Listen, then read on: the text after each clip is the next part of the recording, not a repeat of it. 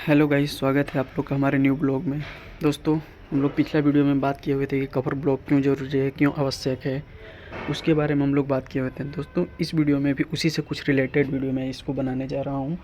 देखिए दोस्तों, बात किए थे कवर ब्लॉक क्यों ज़रूरी है। तो दोस्तों, आप लोग इसमें प्रैक्टिकली आप लोग देख सकते हैं कि कवर ब्लॉक क्यों ज़रूरी है। अगर मान लीजिए ये कवर ब्लॉक अगर हम लोग ये जगह जगह पर जो लगा हुआ है ये और फिर एक उस पोर्शन पर वहाँ पर जो वो दिख रहा है वहाँ पर, अगर मान लीजिए अगर ये नहीं दिया होता तो क्या होता है कि सरिया का जो होता है वो सरिया बिल्कुल इससे सटा हुआ होता है। इस फर्श से जब सटा हुआ होता है तो क्या होता है कि मान लीजिए इसमें आता है तो फिर इसके बाद सरिया यहाँ पर दिखता पूरा हमारे ऐसे लाइनिंग टाइप्स का जो होता है बॉटम का सरिया वो बिल्कुल दिखता है। टॉप का तो सारी सरिया नहीं दिखेगा लेकिन बॉटम का जरूर दिखेगा। तो इसलिए फ्रेंड्स ये जार काफ़ी ज़रूरी है और इसका फिनिशिंग देख सकते हैं आप लोग। अगर हम लोग उसको अच्छे से दे देते हैं तो अगर आप लोग प्लाई शटरिंग है तो प्लाई शटरिंग के से कितना मस्त एकदम कवर देने के बाद फिनिशिंग एकदम एक वो कितना अच्छा आता है। इसलिए काफ़ी आवश्यक है फ्रेंड्स कि हमको कवर ब्लॉक देना अति आवश्यक हो जाता है।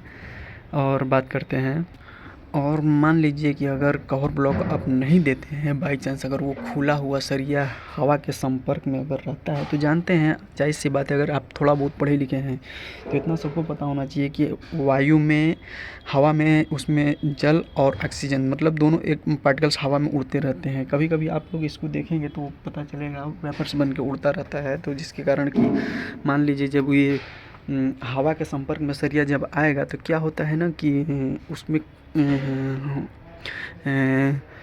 फेरस ऑक्साइड और जैसे फेरस ऑक्साइड जब होता है ना आयरन Fe, जैसे लोहा होता है उसे Fe बोला जाता है। Fe अर्थात मान लीजिए कि Fe को हम आयरन कहते हैं और उसको जब ऑक्सीजन के साथ अपक्रिया कराया जाता है तो वो क्या बन जाता है, फेरस ऑक्साइड। तो फेरस ऑक्साइड बन जाता है तो वो एक जंग का रूप ले लेता है।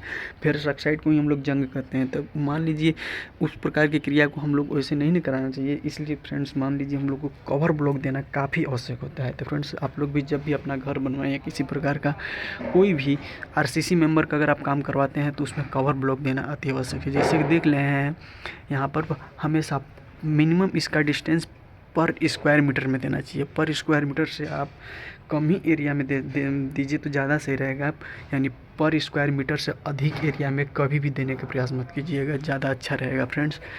ठीक है फ्रेंड्स, इतना ही बताना था। मिलते हैं नए वीडियो में। अगर वीडियो पसंद आया हो तो लाइक कीजिएगा, सब्सक्राइब कीजिएगा और शेयर कीजिएगा। और फ्रेंड्स मान लीजिए अगर आप किसी भी स्टेयर को बना रहे हैं तो एक फेस में जिधर से दीवार हो उधर से अगर आप देखिए ओपन है तो उधर उस साइड में आप अक्सर बीम देने का चांस करिए। स्टेयर में अगर आप बीम दे देते हैं तो लोड अच्छे से बियर कर जाता है, फिर इस पर किसी प्रकार का कोई दिक्कत नहीं होगा, जैसे कि आप देख सकते हैं।